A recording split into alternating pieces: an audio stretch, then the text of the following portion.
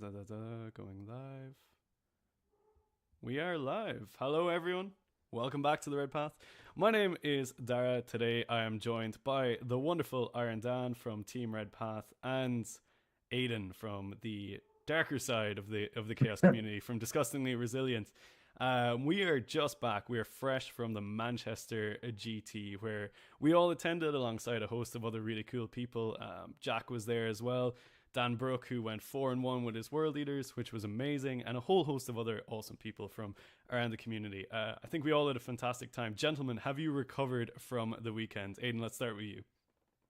Just about. My throat's still a bit thingy. I blamed it on my third game against Eldar. I threw so many insults across the table to the Eldar player that I think it damaged my throat a bit. But no, yeah, I'm starting to just get back round to being at full capacity again. Part of that, like Monday, I was I was dead. I was Yeah. like, fuck. I literally got home. I got home Sunday night, and it wasn't even that late because obviously it's Manchester, and normally I have to like drive back 2 hours. And so we got back for like what was it, like 8 o'clock? Yeah. And I was just sat on my chair next to my missus because she's on her computer and I'm on mine here. I was just like this, like literally. I was just that's all. She was like, "You all right?" I'm like, "I'm gonna go bed." Man's But yeah, I'm pumped. good. I'm good. Nice. Hello, obviously, to everyone in chat as well. Dan Williams was at Manchester too, didn't manage to say hi, but my final opponent was his first game, the 60 Berserkers list. I'm going to be talking about that, not on stream. I won't be talking about my games on stream. This is mostly about Aiden and Dan, but yeah, it was that game was wild. Catch the video on that coming soon. And then Flebas99 was the orc player next to me in game 2. I remember you, bro. That was sick. But yeah, Dan, how are you feeling after Manchester? Your first GT Plus event, which ended up being a super major, as there was the region of close to 300 people there, I think. Yeah. Have you recovered? It was definitely a choice that I made to go and do this. Believe it or not, my first opponent said we were trying to find your stats to see kind of what rank you were, and we were all joking, saying, "Surely this won't be his first event." And I literally the first words out of my mouth was, "Hi, I'm Dan. This is my first ever event." And it was just like, be gentle.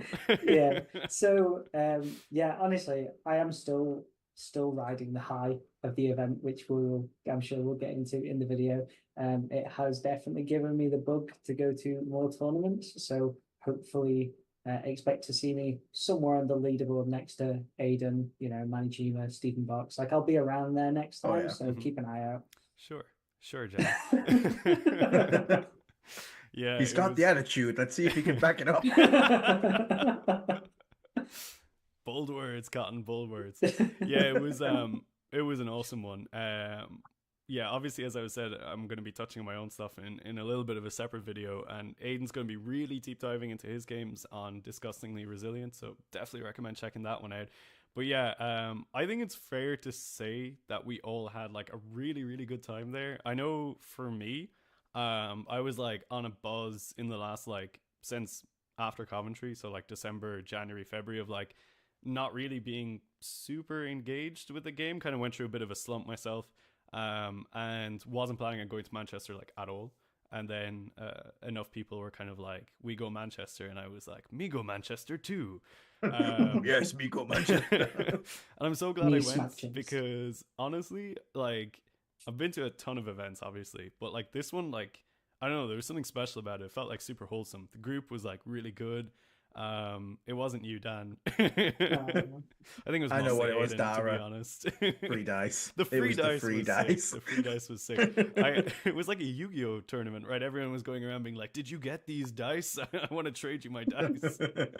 Yeah, for anyone who doesn't know, we all got 2 free sets of GW dice, which was really nice. But yeah, I don't know. I had a ton of fun there. It was like a special event for me. Had a really, really nice time meeting everyone. How about you guys? Like, how did you find the event overall? Aiden, let's kick it off with you. Yeah, I had a good time. Like I said, it's nice to be at the local event. So, but it was really cool. Like, I was a bit sad I didn't get to play upstairs in the little room when it was all split Shadow off. Realm. I know. I wanted to go and play in the little secret room. Instead, I had to play next to the handball tournament. But no, it was really cool. It was nice to meet a lot of different people. Obviously, I knew a few people already, so people from VT. But then obviously I've never really interacted with the Khorne fellows, shall we say. But despite being blood crazed maniacs, turns out you're actually a bunch of all right people. Actually, probably one of the more friendly groups that I've had an interaction with. So that was really cool. It can be that way, yeah. The world leaders, while we on the table we're a bit bloodthirsty, I feel like you know, in real life we can be a pretty okay group. I think anyway. But yeah, for Khorne worshippers, you're all right. Mm-hmm. But no, it was really good. I had a good time with it. It was just it was nice to get 5 games in and sort of just be there at a super major and felt relatively sort of like it wasn't a never I didn't have a single bad experience while I was there, so that was good for me. I know other Dan might have a different tale to share. Dan Brooke isn't here because, in his own words, he's taking a long, hard look in the mirror this evening. But yeah, I suppose to touch on it, Dan Brooke, who unfortunately he's in chat, but he can't join us on stream. Dan Brooke brought Royal Leaders to 4-1, losing only to Josh Roberts in the final game. So, you know, that's pretty sick. So I think in chat, like, make some fucking noise for Dan, because he had a crazy hard run, pulled it out of the bag in every single game, and yeah, did us all so proud. So big shout out to Dan, I think. But yeah, was really awesome to kind of catch up with him as well. How about yourself, Dan? Like, how did you, going into this, obviously you have a really interesting kind of perspective on this as like your very first like big event, and it was a super big event. So like, yeah, like, how did you find it? So, I mean, the initial, I mean, it was your idea essentially for me to go to Manchester and like meet up and just play some games, right? And the build up to that was perfectly fine until it got to about Friday evening, and then it just hit me. And I was like, oh, I am going to a big Warhammer event this weekend, and I don't know how to feel about that because I've never done it before. And I was like walking in, and people were like, man, what's that noise? It was literally just like my case rattling as like the anxiety was just being channeled through me into my models. And then the minute I met my opponent, the models hit the table, it was just like the tension just disappeared. And I was like, I think I'm really going to have fun this weekend. And lo and behold, it was like definitely one of the best 40k experiences that I've had in like my time playing the hobby. So it was nothing but great vibes from everyone. Everyone was so friendly. Yeah, if you've never been to a tournament before, there's definitely some advice that I could give you, but the main thing is you've just got to do it because you will just have a great time. Yeah, I think it's pretty important to go with like a reasonably solid group as well, right? Because then you know, you've got the group to talk about the postmortem of the games and like, you know, have the social element of it as well. I reckon it could be pretty daunting if it's like you're solo running your first event. But yeah. Gotcha. Yeah, I think it was awesome to see you there, and like awesome to see that you caught the bug, you know, because I think you said it fairly. You were like, either one of two things is going to happen. I'm going to become addicted to tournaments, or I'm literally never going to play a tournament again. And I think it was the latter, right? So yeah. And I think that's like for me, I'd said on the pre-stream, I was like, I'm probably going to go 0-5, but I'm still going to have a great time. And lo and behold, not only did I not go 0-5, but I had an even better time than I thought I was going to have. So yeah. I think I called it. I said you were going to go 2 and 3, and you did. You did. There we have it. Spoiler alert, I suppose. But yeah, it was really, really well put on event. I mean, UKTC, I feel like they always knock it out of the park. People say it's like IKEA.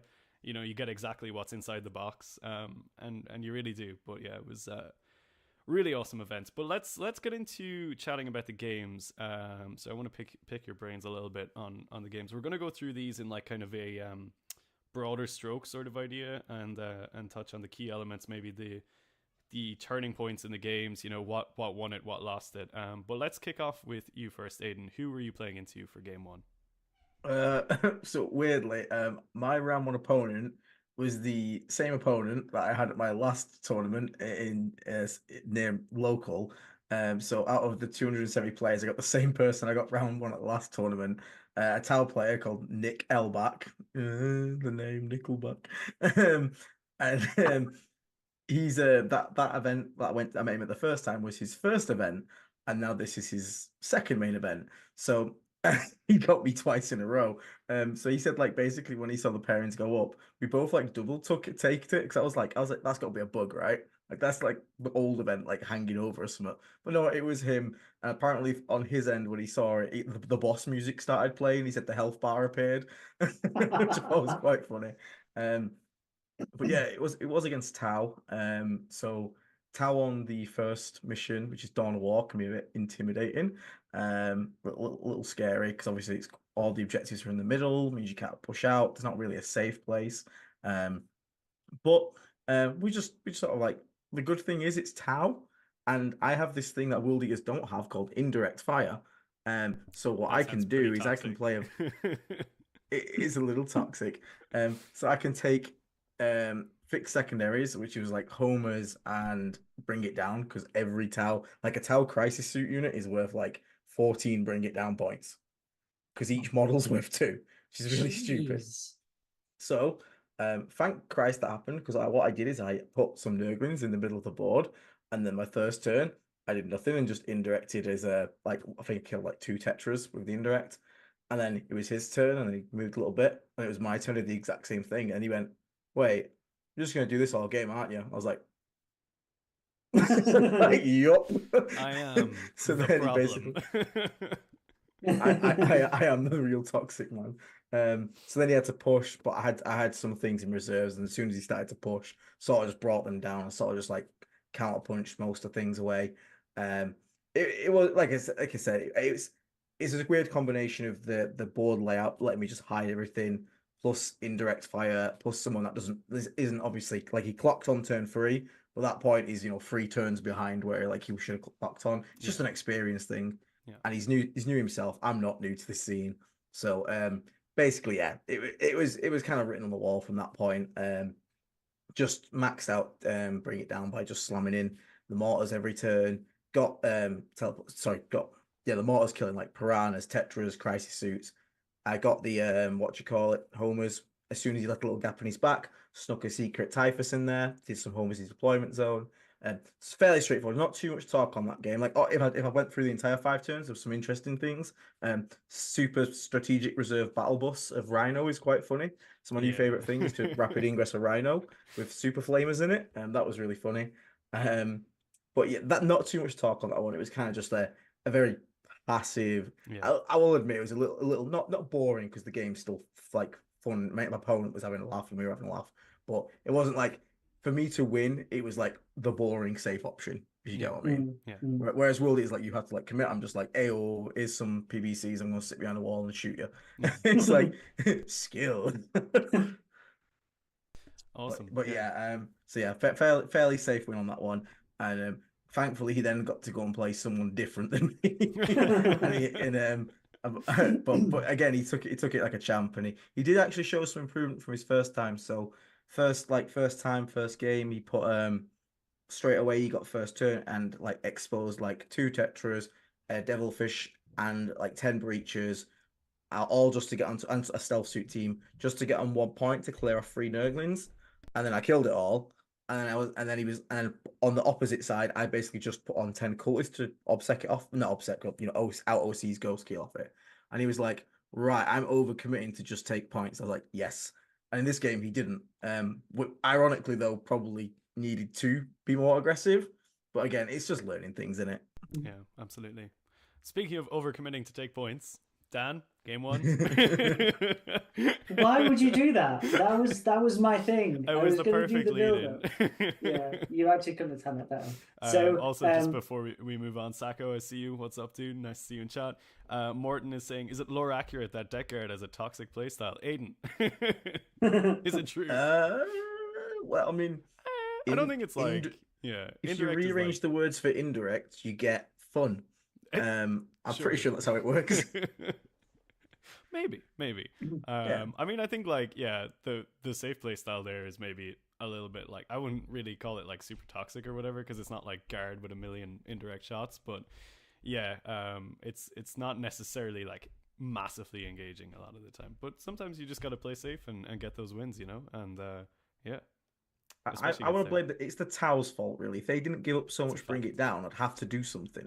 The fact that they give it up, that's their problem, not mine. Gaslighting Tau players for bringing crisis suits is what I'm here for. But yeah, Dan, let's flip it to you. Game one, you were playing into Imperial Knights. Yeah, so if you felt that Aiden's rundown of his game was going to be quick, I can probably make it even quicker, in the sense that it was a case of Ron was more or less on the front line, and it was a roll off to see who went first, and he had a Castellan.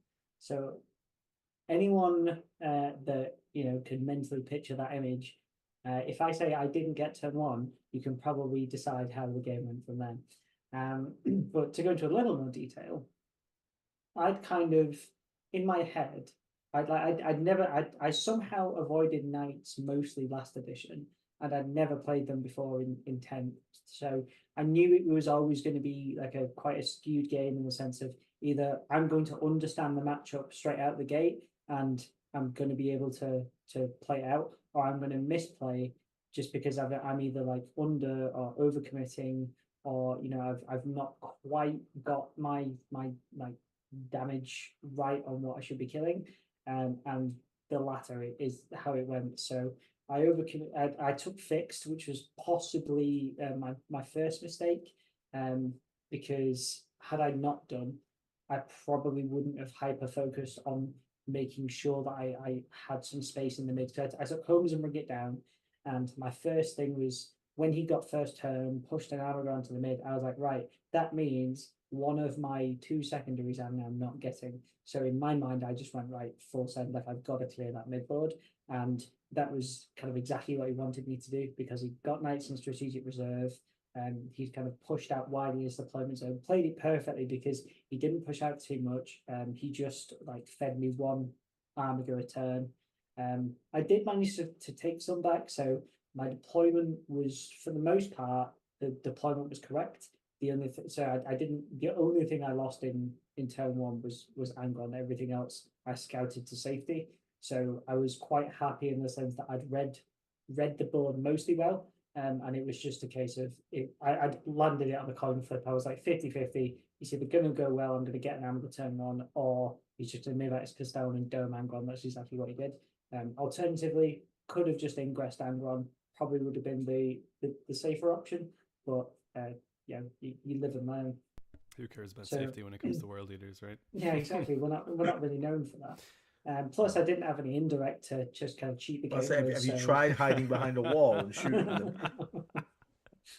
Oh, so that's what the kind of stream it's going to be. I'm here for it. I'm here for the managing a shade contest. But yeah. So skill issue.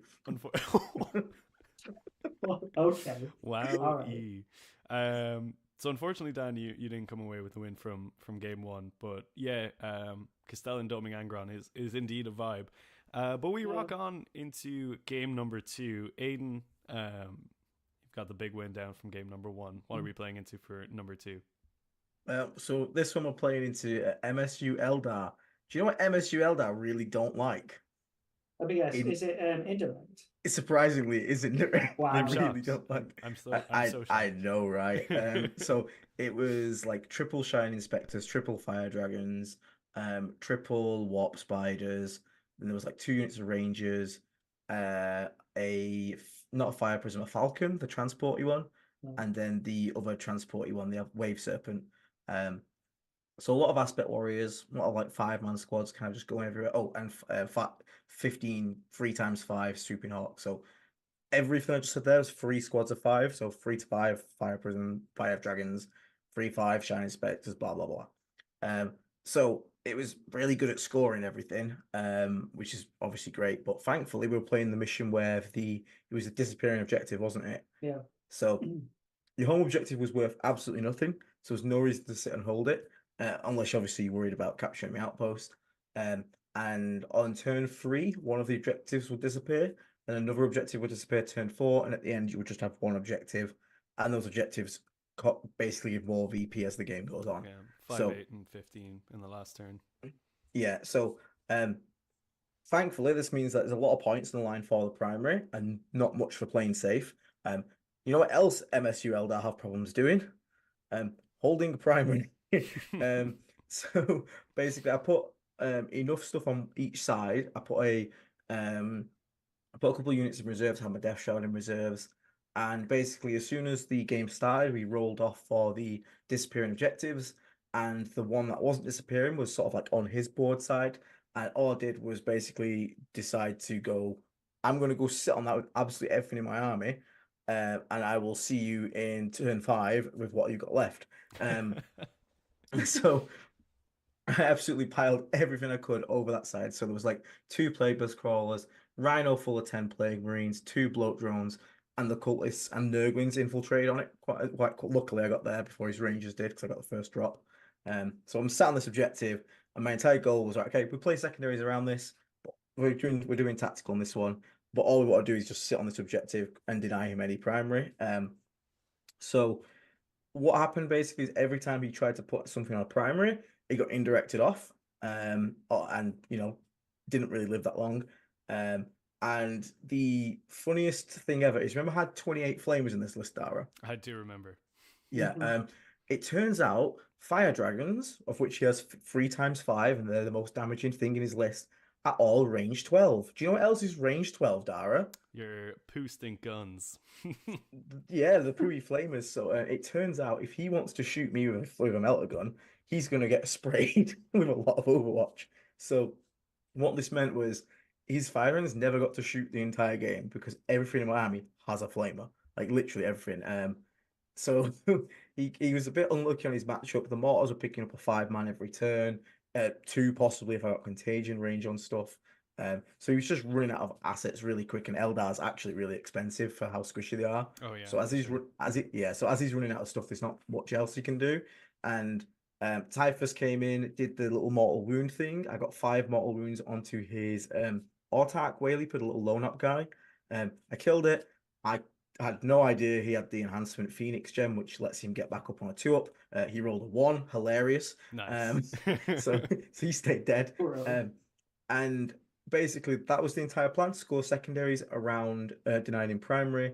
And at the last turn, on the one objective that was left in the game, I had 6 Death Shroud, a lot of Virulence, 10 Plague Marines, a Plague Burst Crawler, 3 Nurglings, and basically you couldn't see the map. You couldn't see the objective map, and all he had left was 2 units of like these fire dragons with a 12-inch range. And as soon as he came around the corners to try and like even shoot some on it, I'd just be like, yeah, I'm going to Overwatch with 8d6 flamers. Bye. So nasty. Yeah, but the plan worked. In the end, my opponent scored 5 on primary, and that's because I forgot to shoot him one turn. I shot everything else and then left a single guy on a point. I had so many guns I could have shot him, I just forgot. And he was like, "Do you want me to just remove him?" And I was like, "No, because I've got to learn. I can't just like be forgetting stuff." So I didn't take it back. So really, if I remembered that, he would have had 0 primary. It's a bit grim. It's a bit rough. But yeah, turns out if one thing Death Guard can do, especially versus Eldar, is I can sit on a point really well with lots of stuff. But yeah, so that's how we basically got rid of the Eldar, the stinky Eldar. We mortared it off. We unfairly sprayed it to death. And even just like, man, they hate grenade strat. The average of 3 mortal wounds kills like half a squad of like MSU Eldar, and that's like, they're all like 120 point squads. It's ridiculous.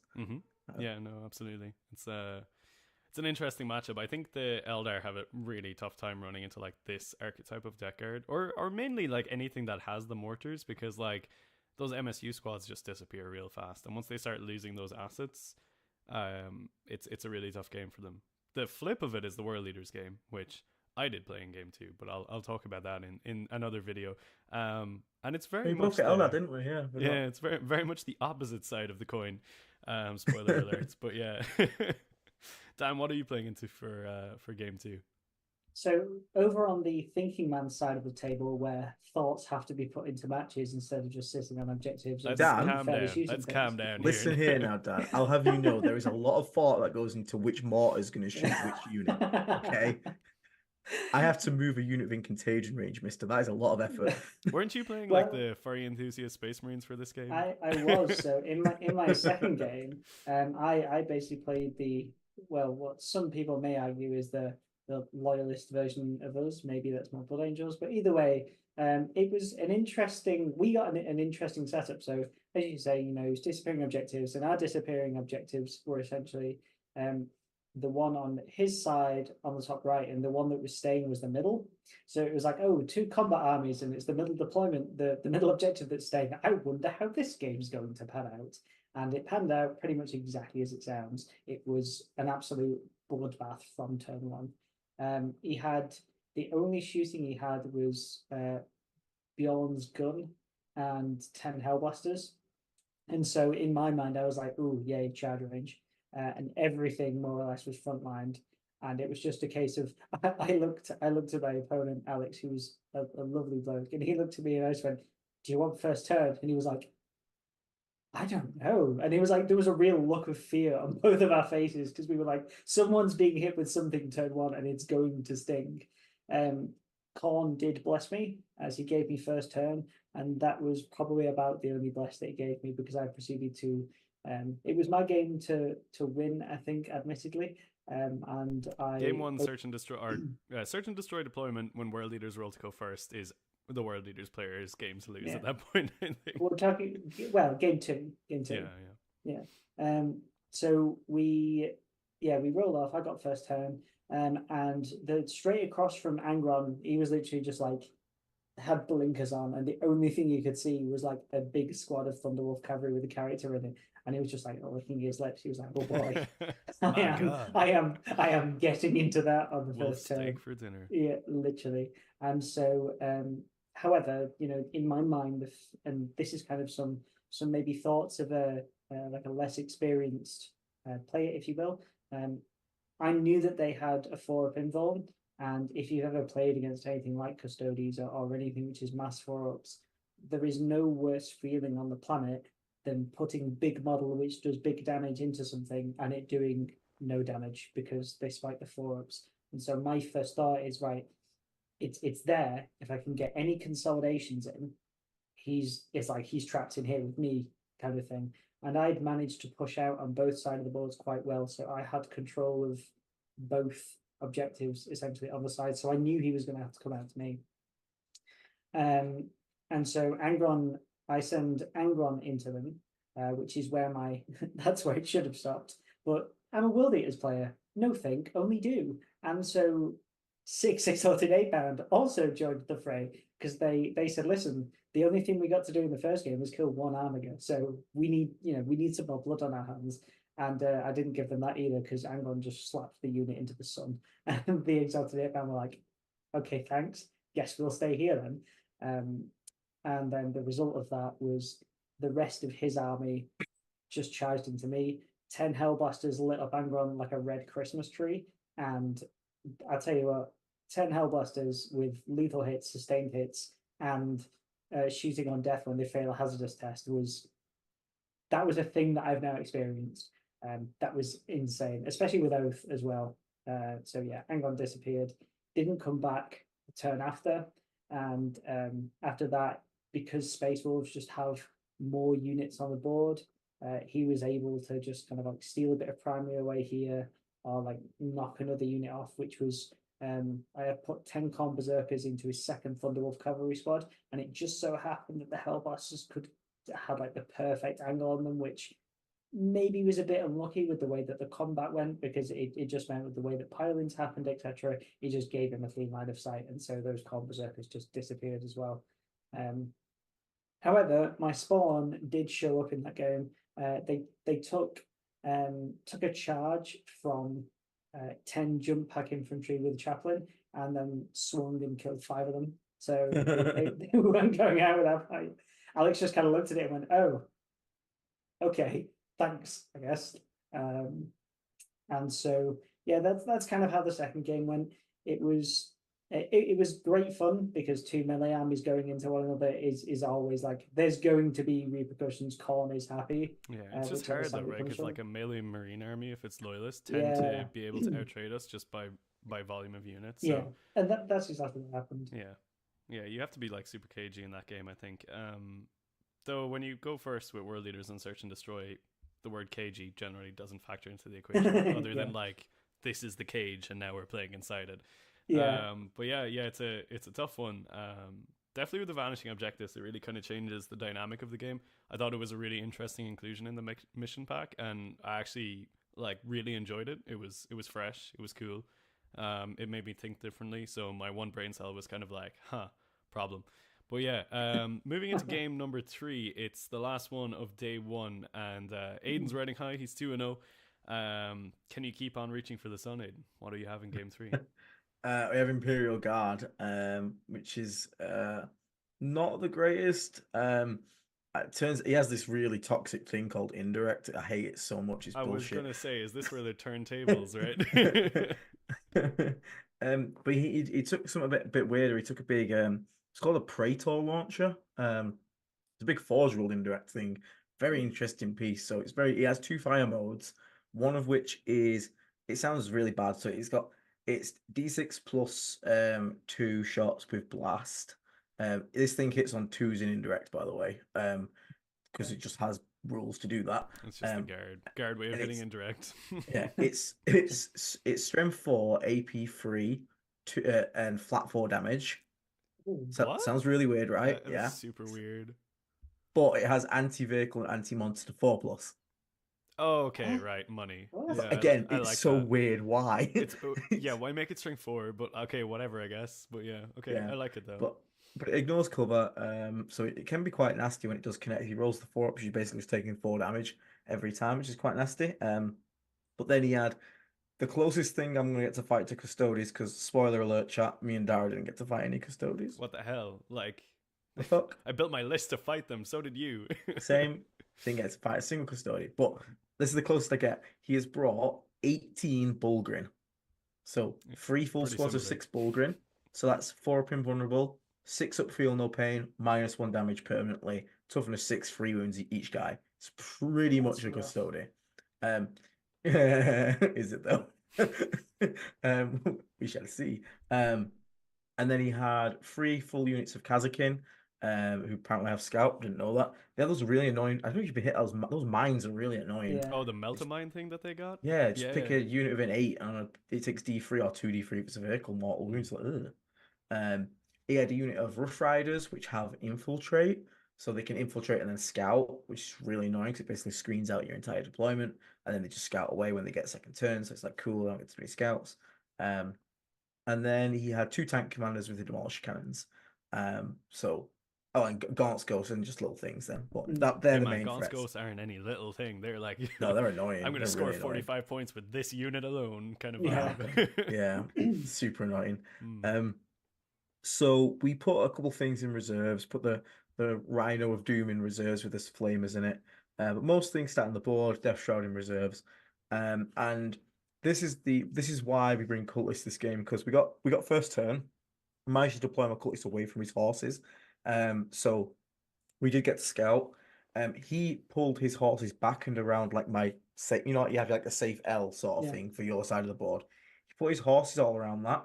So I got my Rhino to advance, rolled 6, drove it straight up to the wall on the other side, which means contagion range tags the horse on the other side, pop Boil Blight on it, and then all 3 Plague Burst Crawls kill all the horses plus the character that was in it with the mortars. So that kills them. But then the cultists, as they scout forward, pass a unit of Kazakin, shoot them with the auto guns and the flamethrower and the grenade launcher. They kill like 6 of them, which is pretty damn good for cultists. Wow.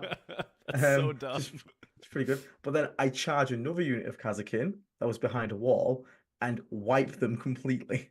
10 Kazakins die.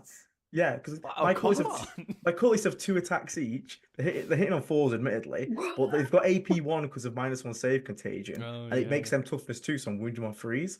Okay, so, I see it. But my 10 jackals couldn't kill 4 scouts, and they're 10 times the cultists yours will ever be. What's going on? I think they do call that a skill issue. Yeah. Of course. But yeah, these cultists went off this game. And the best bit about all of this is it's turn 1, first turn. He has 1 command point, can't do reinforcements. Yeah, it's huge. So those Kazakin and those horses just dead, gone. Bye bye. Can you reinforcements the horse unit? Yeah, I know. It's got regiment keyword. Cool. Yeah, fair enough. But not today. not this time. we're quite happy with that. That's a pretty good first turn. These cultists have done the Lord's work. We've got a bloat drone sort of going down the side, which is quite nice. But yeah, cool little turn one. Picked up a couple of things, got onto a primary, and then like the massive Bulgarian. He goes fixed on this one, bit odd if you ask me.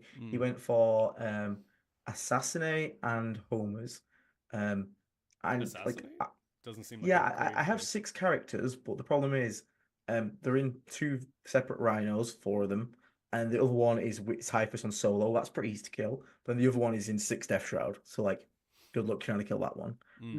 So the one rhino that was in reserve came on the opposite board edge to the other rhino with the other 2 characters in it, so it's going to be a pain in the ass for him to kill.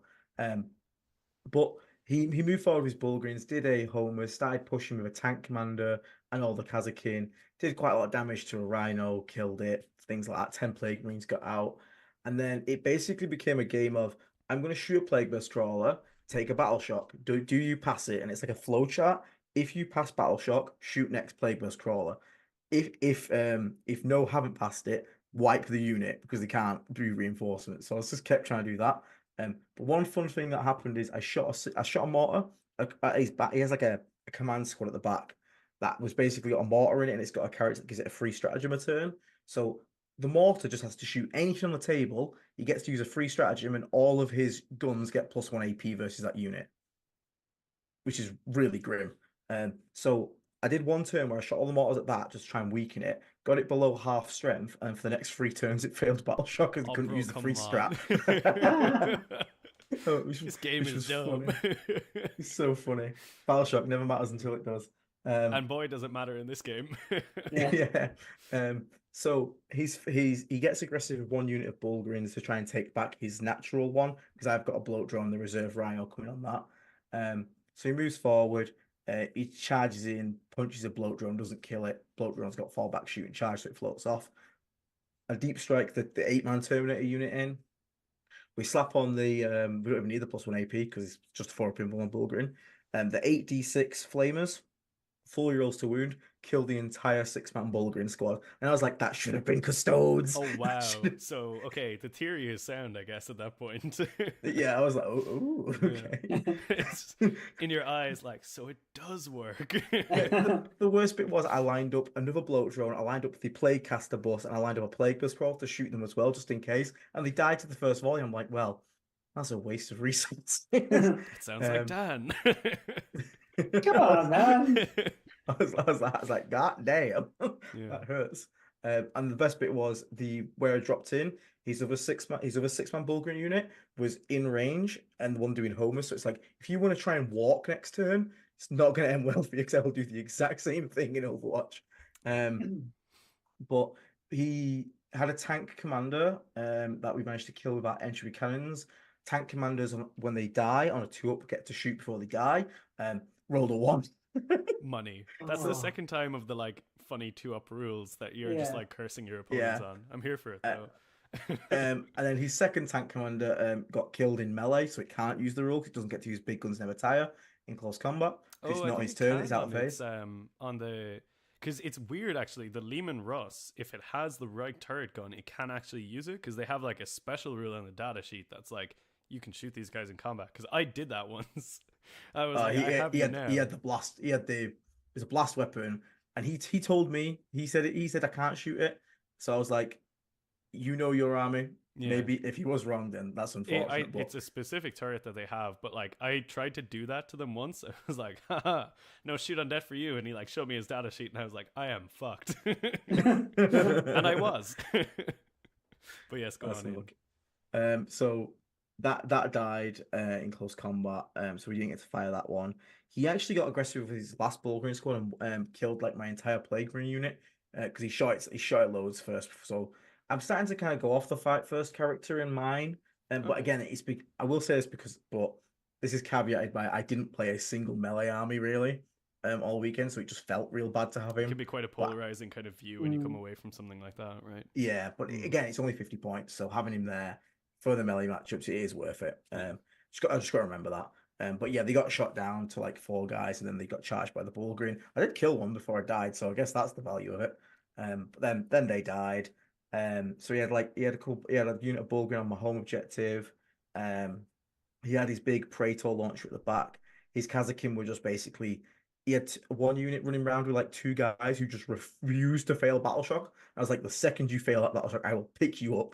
He just refused adamantly, which is quite funny.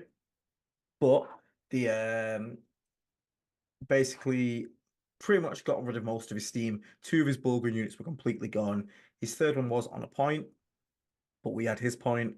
Scorched Earth, this one wasn't it, I believe. So we actually managed to get the Plaguecaster bus to get onto his back objective where the big Praetor launcher was. We still had the 2 5-man Plague Marine squads in it. They both jumped out, sprayed command squad or whatnot. They then started to burn his home objective, which is like big points in that one. And basically from there, it kind of was basically just kind of that's it. Like his Bulgarian, yeah, had my point, started to burn it, but wasn't really caring because he had no Bulgarian in the middle to do homers now. So it was like you losing homers points to score primary. So it's like pick your poison. That's fine by me. Gaunt's Ghost did die, which made me a happy boy. I think a bloat drone picked them up. I think he flew over, sprayed them, and charged and tank shocked them. So happy to kill him. Oh, that was enough. He weakened them and then he picked them up, put them in my backfield for the teleport homers, which is good, fair enough. But I did have the Plague Burst Crawler with the Flamers sat there, so next turn it just drove over and just went and sprayed them and killed them. So I was like, cool, I'll take that. But yeah, overall, quite a scary matchup normally, but actually worked out all right. And I did get to test the sort of pseudo custodians killing tech, which yeah, the wet lab it worked. Yeah, yeah, the custodies. Yeah. Awesome. So you finish off day one 3-0. How was the vibe at the end of day one? You feeling like you got this kind of a vibe, or? Yeah, I was like, this list is working well. The Plaguecaster Rapid Ingress bus is doing the Lord's work. It's coming and it's doing so much damage, even to vehicles. It's just silly, like the amount of like he just rolls 5s and 6s to wound. Everything's AP4, ignores cover with D3 damage. Like it just hurts. Yeah, it's just auto hits. It's like yum. It's a lovely little tech piece. Like it's actually probably my favorite part of your list. It's just so like funny but like effective at the same time. It's like I never got to use the -4 to move though, which sucks because again I was against no melee army, so there was no reason to ever get out the bus. Right? Yeah. So it just became the ultimate Rhino gunboat. I was like, it's like what was it? Someone said yesterday it's the Land Raider Redeemer at home. Yeah, you know, like it's like, Mum, can we have a Land Raider Redeemer? We've got a Land Raider Redeemer at home. Roll, right, and you get like the insane damage, and then it's like the Land Raider is the Deckard boss at home, right? That's what I said. I was like, except when you roll the damage free, and it's like it's different. Good one. Awesome. But yeah, no, it was good. I was feeling pretty confident. Obviously, quite scary now because obviously 3-0, you're starting to really hit like the big boys now. And there's a lot of big people at this event. So it was stacked, man. It was like it was proper Shark Tank. Yeah, real top heavy events, and it didn't feel that big. I think it's because like day one was like in the broken up across 3 rooms, but like the top tables were all in the same room, so it's just like everyone. You saw everywhere. Everywhere you looked, you're like, oh, there's someone. Oh god. Oh no. Yeah, man. It was scary. but yeah, I was happy. I was like, okay. I've just got to get what I've got my goal, like my save. I don't have to shut down my YouTube channel at least. I've got 3 wins. I'm going to see if I can get a 4th, and then the 5th one's like a pipe dream, but we'll see how it goes. But yeah, happy after day 1. Nice. How about you, Dan? I will caveat before you kick into your game that I walked over to your game because mine was done pretty quick. I walked over to yours at one point, and I nearly got a migraine looking at your table because it was like the most hectic thing I've ever seen. But why don't you tell us what you played and how you did? Yeah, so my game was into NIDS, and it was a very swarmy list. And I just want to preface this by saying that at this point in the day, I think I'd eaten maybe like 2 fruit and nut bars, and I'd have 5 bottles of water. For anyone listening, that's the wrong way to do it. The hydration was good, but you need food because you need the kebab. Yeah, you need the kebab. That gyro was good. Oh man, I'd started off with like such a banging headache, and so just before you get into your game, Dan. Yeah, go for it. I just want to food vans. Listen to me now. Sweet chili sauce should not be hot. It is sweet chili, not hot chili sauce. You lied to me, and I want a refund. My ass was stinking for days. Sorry. I feel like we've touched on a nerve there. So I when it went into nids, game 3 was Purge the Foe, right? I believe it was the game. It was hold one, hold more, kill more. I think, right? Yeah, Yeah. no.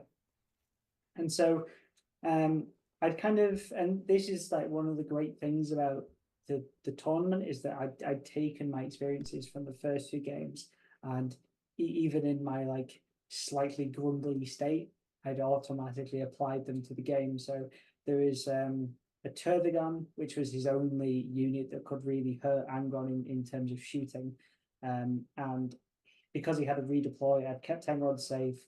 Everything was able to scout either in terrain forward or in terrain sideways to keep it safe. So he had no angles at all. There was no Angron on the line ready to be domed turn 1. Thanks, Knights. Learned that one. And so I feel like this is the start of like a nemesis arc for you or something?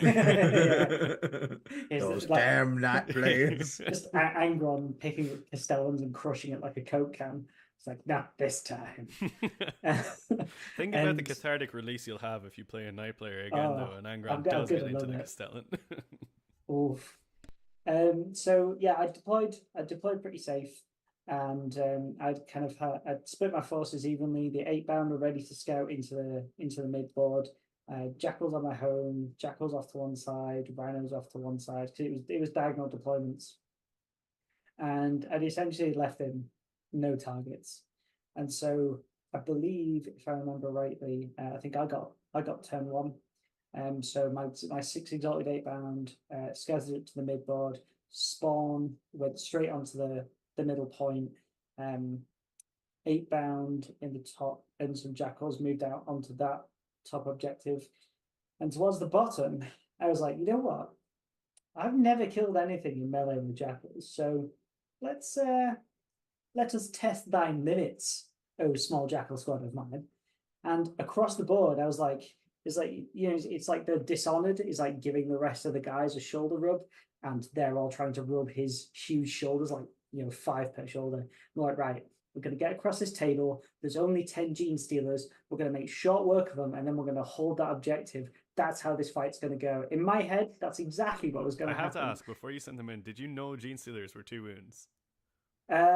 Yes. Okay. And I just thought, yeah, exactly. That's what I mean. I was limit testing, right? And I was like, 10 gene stealers, the 2 wounds. I was like, he told me their attack profile, so I knew full well that if any gene stealers lived, those jackals had done their duty. And they gave it a good college try. They went in, killed 5, and were turned summarily into red mist afterwards. But like I say, they killed 5, so I was quite 5 happy. Is like profit, yeah, right? 5's not nothing. That's pretty good. I mean, like cultists would have killed 10. Yeah, your cultists would have killed 10. Yeah, and so, but that was all that I'd really given him. I'd pushed my Rhino up on the bottom side flank, and I'd hadn't hemmed him in, but I'd made him very much aware that, listen, Angron's still safe in the corner. You've got pretty much one spot to put your Trigon in, not Trigon, what is it? Morlock? No, so you had a Morlock, but it's the one that's the large Tervigon, that's it. Or Tyrannofex. Both. He had a Tyrannofex and the Tervigon. The Tervigon was sat at the back ready to respawn, and the Tyrannofex he was in Deep Strike Reserve, and he just had one place for it. And I was like, listen, you're either going to put it down there in turn 2, in which case Angron's going to charge into it, or you're not, and you're not going to have anything to deal with him when he comes out next turn. So, and that's pretty much exactly what happened. In his turn, he kind of made a bit of a misplay. He didn't really push out much. He'd wiped my Jackal squad. He'd done like a couple of secondaries. But it didn't really have much of an impact. It was a very demure turn 1. After kind of seeing this, I'm thinking, you're playing a Horde army. You've got kind of 20 gaunts here, 10 gaunts there, 10 gaunts there. I'm thinking, if you're not pushing out to objectives to try and out OC me, then I have to push you, and push I did. So I essentially, the one thing that did happen is he shot my Rhino with a Maliceptor, and he was like, I'm going to torrent weapon this. And I thought, torrent weapon. What? It's not going to be like Aiden's bus. Jeez, it's not going to be that bad. It was that bad. It was that bad. And he basically opened my Rhino, killed a Berserker, but then it was like a cinematic moment where there's just 10 dudes standing there as the Rhino melts around them, and they're just mad. It's like, we were going to go closer, now you're making us run. Now I'm angry. And in my next turn, it was 10 Berserkers and Mo went into the bottom. Angron just sat there chilling. I'd essentially just scored a few more objectives. In his turn 2, he brought a Morlock up in my backfield within 3 inches, and Angron just kind of went, really? Is that okay? I'm gonna go deal with that now. And then he dropped his Tervigon down. He actually dropped his Tervigon down to shoot my spawn off the center objective and just didn't manage it. So that was a huge problem for him, because I mean I would have stickied it anyway, but again, he's just not moving any of these swarm units out to try and out see me. So I've got 3 objectives in my primary. I'm just holding it. And then on my turn 3, that's kind of when things I've said like to you after the game, Dara, that my mind cleared of the fog, and I was like, right, the only thing I have to deal with is the Morlock and the Tervigon. He has nothing else that can harm. I've got like my units. I've got T6 Exalted, T6 8 bound, Angron's T11. Like, he has nothing essentially, and so I just pushed him in. Angron moved straight from killing the Morlock into killing the Tervigon, so that was dead. The Exalted 8 bound I pushed into a chokehold where he was trying to fit all of his gaunts through. Obviously, they're not going to die with if I got feel no pain and being T6. My regular 8 bound pushed out into his bottom side objective, and after that, the game was just kind of done. I'd just kept him in his deployment zone and taken out all the important assets, and yeah, the game was over at that point. So I'd gone into the tournament expecting to go 0-5. And at that point, I'd gone 1-2. So I was already made up by that point, the fact that I'd even taken a game. So yeah, I think you were like equal really, parts like dead and hype at the same time. Yeah, literally, I was. Yeah. So that was my game 3. Yeah, awesome. Really cool to see you getting that big W at the end of the day after like a tough day. Like 3 games in one day is. Yeah. And if you haven't like kind of checked in with yourself and like make sure to get some food, you are gonna absolutely be feeling it at the end of day 1. But I think we were like, yeah, pints, and you were like, I'm going to bed. Like, yeah. It was you're like, oh, so, that Aiden walked in and like you guys walked in, and he was like, oh, you've got this, and I was just like, oh yeah, baby, it's possible. I'll go home to bed. Yeah, and that is exactly what happened. Nice. I got to experience being a world eater for a minute. Danny to go to the toilet, and I was like, I'll take over your game, don't worry, because I knew the guy he was playing against. So he's like, yeah, sure. And he shot a unit of Termagants at his your Mo squad. You had like 2 Berserkers and a Mo left. He shot it, and I was like, cool. Blood surge, rolled it, got a 6, and went into his gene steals because you're fight first because of Mo. How did that feel? I was like, movement shenanigans. Feels good. Was it nice to move over 4 inches? Was that an experience? It was nice, but you know what would have been nice, Dan, if you didn't then fuck the roll completely on that Mo.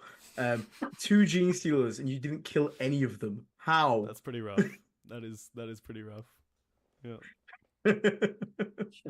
But it was cool. It was cool for the moment, and I was doing his saves while he was shooting his chaos spawn, and I was like sitting there on the CP. I'm like, come on, die! I want to stick it. I want to stick it. I know Dan want to stick it. And unfortunately, those spawn are so tanky. Yeah, they're crazy, ridiculous. Man. I said to the part, I was like, do you know if he's got his feel no pain up? He was like, yeah. So I was like, cool. 4 feel no pains. Rolled 6 dice and got 5 of them. I was like, cool. Nice. They are the swing that Custodes wish they were. They're wild. Jesus. So day 1 is done. We've got Dan on 1-2. We've got Aiden on the big 3-0. I was 2-1 at this point. So yeah, wasn't doing too badly myself. But we kick into game number 4. At this point, Aiden, you are in the hell zone. And what are you playing into? the worst part is, Dara, I was not only in the Hell Zone, I was in the mirror matchup Hell Zone with one of my YouTube members Oh as yeah, my you played opponent. tank, right? I played tank, yeah. Yeah, yeah. Um, so and not only that, it was a Death Guard mirror where my opponent had Mortarion and I do not have Mortarion. For those who don't know, none of Death Guard's abilities that reduce save and reduce toughness work versus Mortarion because they ignore all modifiers. So we're basically playing. I have no army rule. He has an army rule. Um, and yeah, so no pressure to potentially lose to one of your YouTube members. I'd have to give him the channel basically at that point. And it was going to be an interesting one. So he at Mortarion, he basically had what I used to run, which is Mortarion, he had three Plague Crawlers instead of two. So he had three Plague Crawlers, two Predator Destructors, Mortarion. He had three units of Chaos Spawn as well, which is really cool. So he had three units of two Chaos Spawn. So not as good as yours though, sadly, but still, you know what? Pretty good still pretty good. He had a unit of Cultists, some Nurglings, a 10-man Rhino with a Plague Marine boss, all the other stuff in that Plague Marine, the characters that go with alongside it. Um, so it was an interesting game because basically it was a case of he has the probably the key component that gives him the advantage in the matchup, but I have the ability to go wider because he has. The reason I stopped playing that list is because I'm not very good with vehicles. I don't like how ball and chain you feel to Mortarions following him around. So I was like, okay, I know that's at least weakness. Let's play around it. So he deployed wide across the deployment. My opponent deployed with Mortarion on the L. Luckily on this map, one of the passageways was really narrow and you couldn't get any vehicles through it. So there's only two ways he could go. So basically, as soon as he dropped the first vehicle, I knew where Mortarion was going because they were on quite different ends to each other. So he wasn't going to drop on there and then suddenly deploy here. So as soon as he did that, I was like, "Great, to the other side, everyone other side, run away, run away." So we basically, I got first turn. And my cultists are about to go off again. So he scouted forward his cultist. I scouted forward my cultist. He made a valid point because he could have scouted his cultist back behind a wall, but he said, I just mortar them off anyway. So you might as well try and be aggressive with them and make something happen." I was like, yeah, fair point. Makes me have to shoot them. So he scouts them into the open. I scout my cultists into the middle. So then my turn, I move my guys forward. I get within range of his cultists as I'm passing by. I shoot them with everything. So I've got flamer, 14 auto gunshots, a grenade launcher, and a heavy stubber. Kill like 7 of them, which is pretty good. And then one of the PBCs finishes off that cultist squad. The other two PBCs shoot into his Nurglings, which are in the middle to try and do his homers. Drop one Nurgling base down to 2 wounds. So they kill 2, drop 1 down to 2 wounds. The cultists then charge. I wrap it as much as I can, and then because obviously my entire unit can't get around it because it's against the wall, can't base it. They're free to go wherever. So I actually chain them out and move block the Rhino at the front, stop his entire army getting out, and they kill the Nurgling in close combat. We only got 2 wounds, and then we just pile up, we consolidate into the Rhino itself to block it, so it has to fall back as well. So at this point, we basically bought ourselves a turn.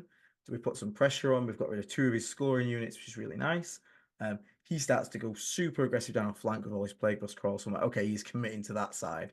So we commit to the other side completely. And we basically play this game where Mortarion's up here, I am down here, and this is kind of what happens. He goes do do do do do do the entire game. And it ends up being like ridiculously close, but the Plague Caster bus comes in, kills a bloat drone instantly, with the flamers. It's so stupid, that thing. It's so funny. I hate this fucking Rhino, man. I It's so hate it. dumb. You're going to be the reason that firing decks get taken away from Rhinos. It's so fucking dumb. He actually kills my 10-man Plague Marine really well. So he drives the Plague Bus Crawler up to the wall to contagion it through the wall, which is really weird when someone does your trick to you. You're like, hey, That that's didn't my feel good at game. all. Yeah. Boyle blights my Rhino, and my Rhino gets exploded, which was quite nasty. He drops it down to 1 wound, and then Mortarion grenaded it because I was like, he's got grenade keyword, which was kind I of did not annoying. know So that. That's pretty funny. yeah, so he kills that. His 10 plague marines come out onto the middle point to shoot my bloat drone. They do kill it, I think, just about. but then I managed to get the plague bus, shoots them, and it kills 8 plague marines with a spray. Again, it's so stupid. And we've taken his like home objective. He's taken my home objective. And then we're basically just focusing on killing all the spawn now. We're just trying to kill all the trash because I still have quite a bit of trash. I have Cultists in reserve, Nervins in reserve, Typhus, and we basically just trying to like outscore him on secondaries. We this is the Scorched Earth, not last game, sorry, it's this one in it. So I burn his safe objective, and we basically managed to kill off a lot of things. I'm trying to check what I've got the score here. I think I beat him just because of secondaries, basically, because it was really close. It was 92 to 87 in the end. Oh wow, which is ridiculously close. I mean, you'd expect it from like that kind of an intense mirror where you have to play a completely different game to what you're kind of normally wanting to play, I would say. Yeah. Oh, actually, it was. Oh, Jesus Christ. So actually, in the end, I actually realized it was that close. Oh my God. It all came down to the fact that at the end of the game, I had managed to burn an objective, and he didn't.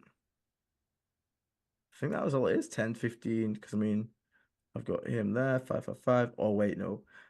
I managed to hold him to hold 1 at one point in the game. On his turn 2, my aggressive play at the bottom with a single drone, which and then the plague bus came in and killed the 2 spawn that were holding it, held him to and never let him get that point back, held him to 1 turn of 1 primary. So he ended up primary 40, I ended up primary 45, because I at least held 2 every turn. And then both our secondaries are 37 drawn. So it was actually just I realized it was that close. Because I was about to say, I was like, no, he burnt mine because we basically burnt each other's. But yeah, that was, oh my God.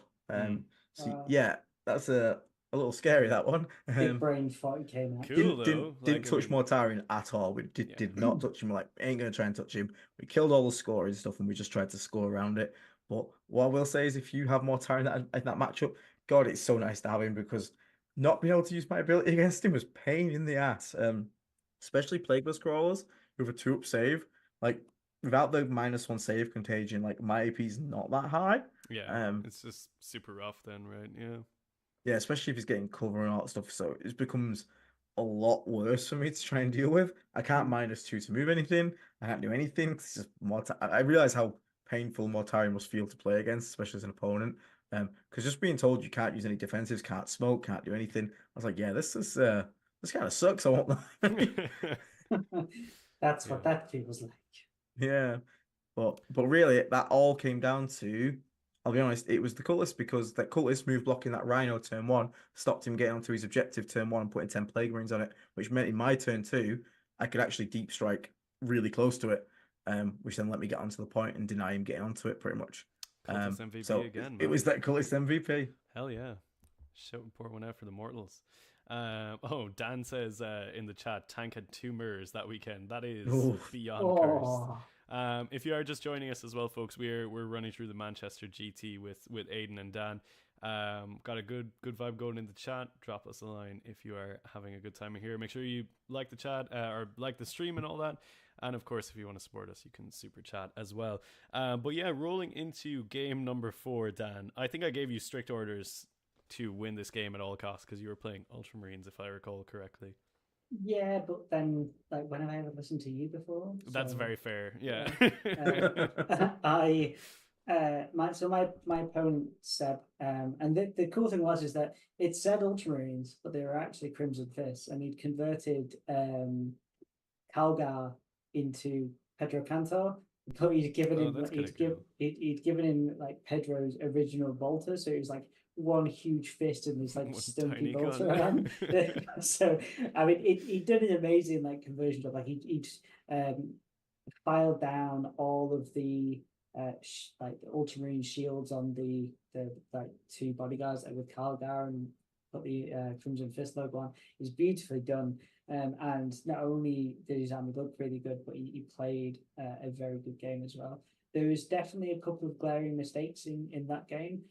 However, I will definitely say that the dice betrayed me from the start of the game. And I know that that's easy to say, but I'm going to give you some examples and you'll probably understand. So again, much like the other games, taken on the experience from day one, and I was like, right, okay, need to make sure that I'm not overcommitting. I need to make sure that my deployment's like key. And I ran into my first ever. Well, I have scouts, and you have scouts, but I have infiltrate. So now we have to do this back and forth thing. Yeah. So that resulted in some interesting moves. And what he did was he put because of the mission, there's like 2 central objectives, and you can string a squad out between them both. And that's exactly what he did with his scouts. So you strung 4 scouts between the 2 central objectives, and then put a single Space Marine. He was like a Phobos lieutenant onto the top objective. So essentially, he made it so he was like, "Hey, like, wait, you're making me come out for these objectives. That's what I've been doing to people. It's not fair." So yeah, so when we'd set the scouts up, I got first turn, and I pulled assassinate, and I pulled whatever the one for taking people off objectives are. Overwhelming force. Overwhelming force. Yeah, it was either Storm Hostile or Overwhelming force, and I was like, right, okay. So he's put a character within essentially 6 inches of me, and that's just 4 scouts on the objective. I was like, sweet, I have scored both of those essentially. So I pushed forward my 2 spawn, and I had another 2 behind me because I'm thinking, don't overcommit. You need to make sure you've got scoring units. And so I thought 2 spawn, like the strength 7, AP 1, flat 2 damage apiece, 2d6 plus 6 attacks. He's probably fine. Like he's got a 4 up invul and 5 wounds or something like that. So 16 attacks from the spawn, and I was like, money. And then, oh my god, did they royally mess up? Because I got 2 hits, 1 wound, and then he saved it. And so my spawn was sat there, and then there was just a Redemptor going, "What are you 2 up to?" They're like, "No, nothing. No, we're not doing anything, sir." And then so I'd gone, okay, well that was obviously useless. But it's fine because my 10 jackals, they're going to go into these scouts. They're going to knock them off both the objectives, and because I've got 10 dudes, I'm just going to do the exact same thing and string them out across the objective. They kill 3 scouts.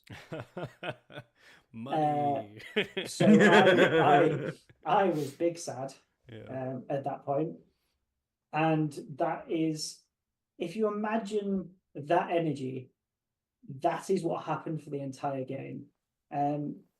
Because I'm not going to say never, but I very rarely made a save in that game, and he rolled shit hot on his dice, and he even Seb was like, "Man, like the dice are betraying you this game. Like, this was some kind of like an internal monologue I'd decided on. Like even he had agreed. He was like, this is not going your way." The one big mess up that I did do is he said, "Okay, this Land Raider Redeemer is pretty scary. Like, don't go near it." And I just did you go near it? Yeah. No, Dan. Oh no. No, not the Redeemer. Yeah. It's like Aiden's Rhino. It's scary. Yeah, it is. That thing can Overwatch. Yeah, it did. That's exactly what it did. It overwatched my 8-bound, and they died in a pile of flame and fire. I just wish my Rhino, if my Rhino could Overwatch. I just wish it could Overwatch.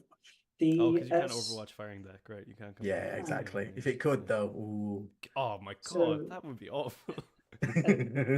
At that point, I was already behind, and kind of he was a good opponent in the sense that we were just kind of talking things through, like the way that you do like with some games, as you said, Aiden, with tanks going, "Oh well, if I keep them there, you're just going to mortal them off, so I'm just going to push them out." And we had a very similar game like that. It was very interactive, whereby it's not like we were giving up the game plan, but you're just airing your thoughts out loud. Right? Exactly. And I said, "Listen, you're already ahead." Angron, and he played a really good game in the sense that lone captain, the lone lieutenant, the Phobos lieutenant survived. He made it fall back, and he made it fall back in such a way that it meant that Angron couldn't get his base into any of the other units. So he couldn't get into the Redemptor, couldn't get into the Eradicators or anything else that he'd kind of set up. And I just went, that's fine, because I'm going to take those 2 spawn, and I'm going to charge them around the right side of this hero. So when he dies, Angron's got a straight line into the Redemptor. What could go wrong? The spawn didn't kill it again. So then it was just two spawn. Yeah. So the two spawn and the Phobos Lieutenant were sat there, which meant not only could Angron not go into the Redemptor, but now he couldn't get past the spawn and go into anything else. Come on. What's the opposite chance of money? Is like poverty. Yeah. So Angron, and at this point, Angron had to charge something, because this is like the top of my turn 2, and I'm already behind. And he was just pushing out more and more. So I had to make a play.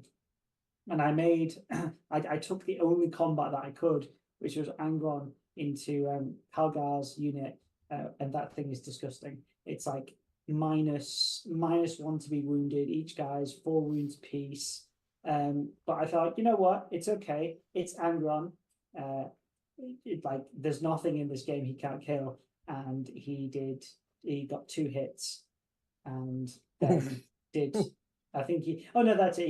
He did 9 hits, 2 wounds, and then he just did 7 and 8 damage on these 2 guys. So he evaporated them, but then the rest of the squad were like, okay, well, James and John are no longer here, but I mean, you're also sat in the middle of the Ultramarines lines. So you made them fall back, and then 2 squads of Eradicators, the full aggressor brick with the sustained 5s and full rerolls, just went into him. And again, it's one of those where this is kind of the thing that I learned from the start of day 2, which was, some opponents will tell you kind of, these are my murder things to watch out for. And even though in my head I'd been like, right, Redeemer bad, aggressor's bad, there was some aspects of that game where I didn't really have a choice. Like I had to be in those positions to try and have some agency in the game. But that unit as well is like so hard, especially for worldies to deal with, because you like, the problem is, even if you kill the Redeemer, the opponent take Overwatch gonna hurt. But then the aggressor bomb just kills whoever killed the Redeemer. Yeah. You need to be able to pop it and shoot and then charge the. Oh, it's a nasty unit. So the ending of that game was, my Angron died. My Exalted 8-bound. They charged. What did they charge into? They charged into something, and then essentially got put into the dirt by the Eradicators. Because again, I'm just trying to stay in the game at this point. Yeah. And he played a perfect game, kept me out of all the places that I needed to not be, and then just took over the game from there. So it was a great learning game. Seb was a great opponent, and we had such a good laugh throughout the game. So even though, I'm sure a lot of people that watch this, you have those games where the dice just don't go your way, and sometimes it's really hard to try and shake it. But in that game, I didn't even mind, because it was just such a great player. The energy was great, and it was just one of those things where I go, okay, fair enough. That's just how the game goes, but I'm still having a good time. My headcanon after this match now is that Calgag went home and got a tattoo on my crag with a love heart, just James and John in it. Yeah, pretty much. Rip the boys.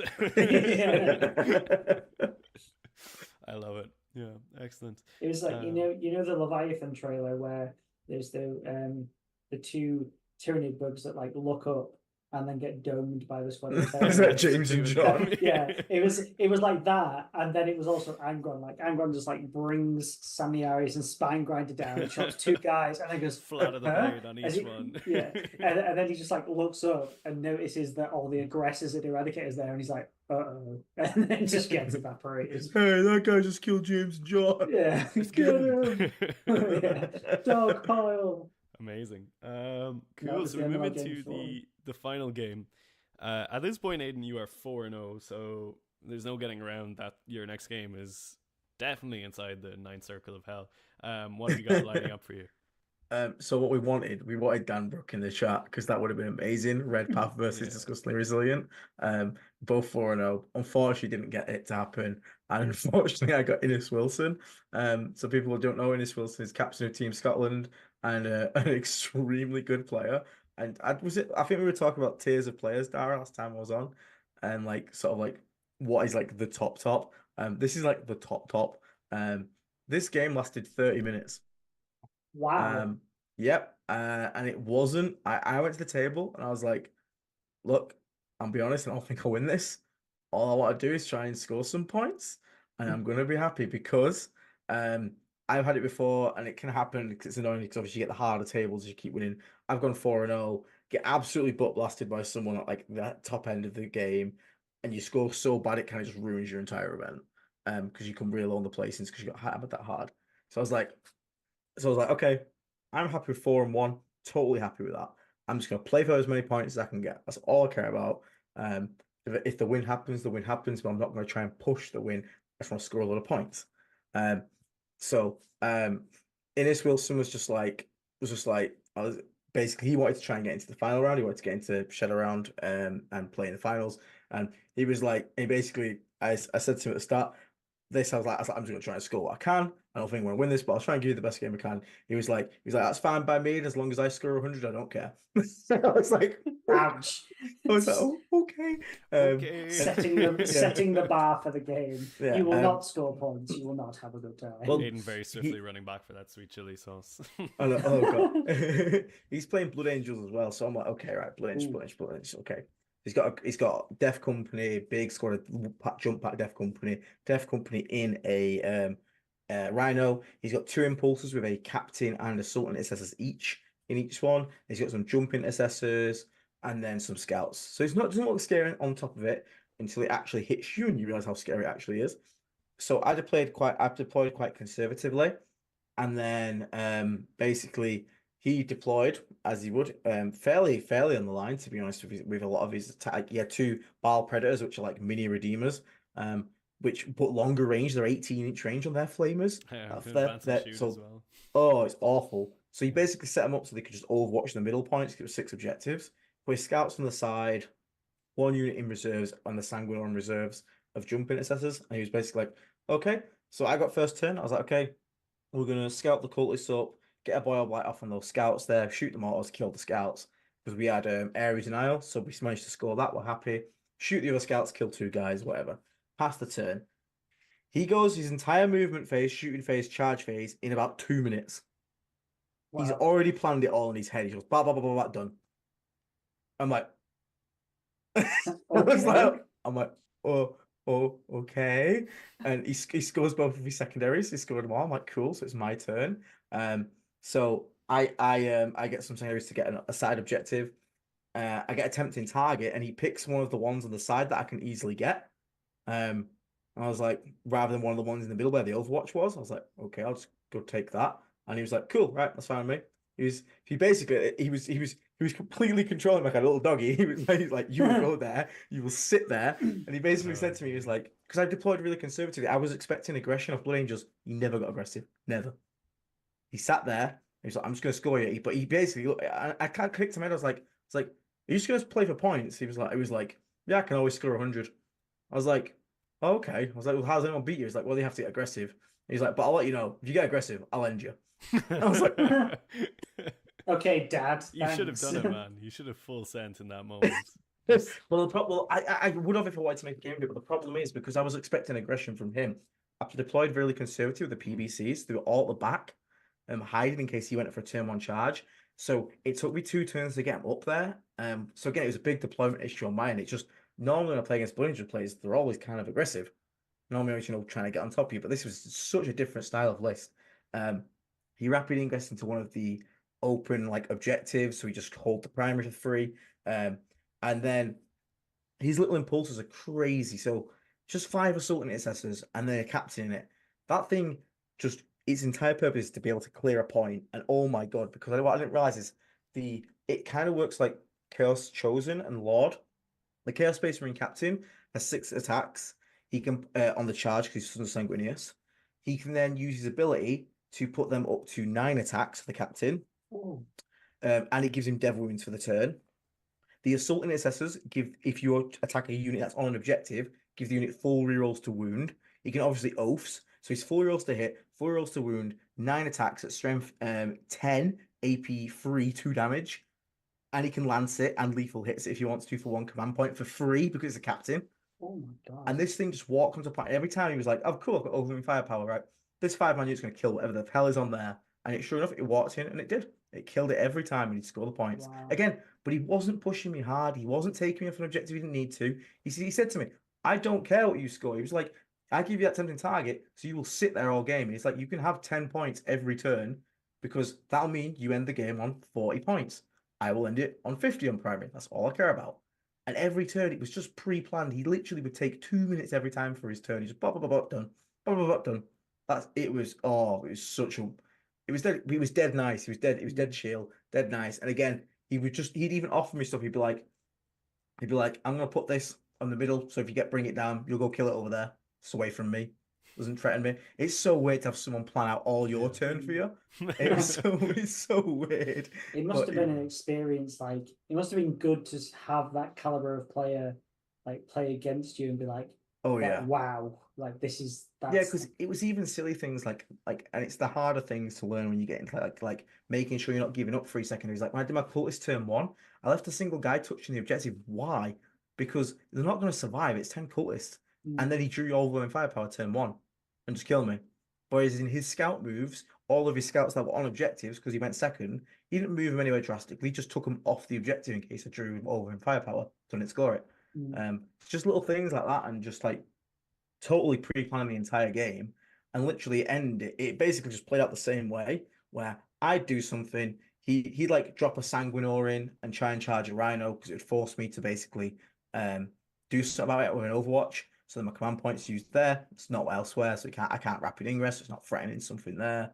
All these it was like such a weird, surreal experience. You really notice that different level of player skill of someone that genuinely plays all the time at such a level, and like us who are like, weekend heroes. But it was really cool. I learned professionals too. we're the faction specialists. We play the cool shit. But it was such a cool list as well. I made me want to play Blue Ninjas. I won't even lie. They're really cool at the minute. Yeah, like I mean, I played them in round 1. They're very much in a lot of ways what World Leaders kind of want to be in terms of the versatility. Not so much the damage potential, in and around the same. Maybe we outdo them a little bit, but like they have all those tools that like the tools chaos lacks in general, like infiltrators, etc. So Predators is like a huge one. Oh god, they're so good. I wish I had them. Yeah, I mean, World Leaders with something like a Ball Predator would be absolute money. But yeah, so the run comes to an end, but it's still an insanely respectable finish, 4-1. Yeah, 100 to 85 loss. So yeah, totally happy with that. Not really bad. Good score. And I managed to end up the event in 15th place out of 276, I think it is. Crazy high and absolute money for IDC points as well, which yes, we like those. So, super happy with that. So yeah, I was really good. And again, after it, I got to chat to him about some dev because we finished in half an hour. I got to chat about Death Guard lists and stuff like that, and he showed me a list that they're running at the moment in Death Guard. It's so silly, but I'll save that for another day. Yeah, you watched my final stream. game as well.